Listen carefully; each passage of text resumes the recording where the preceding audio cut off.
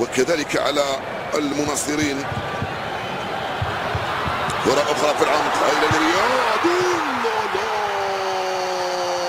الخديعة وقعت.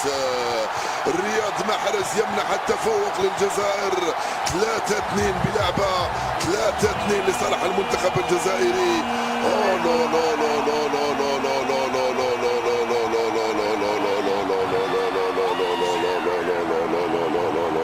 معناه أن المنتخب الجزائري في المركز الثاني سيواجه إسبانيا وليس سويسرا.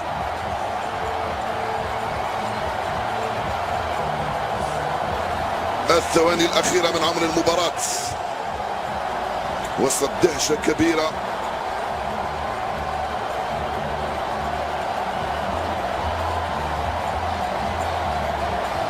لم يكن متسللا.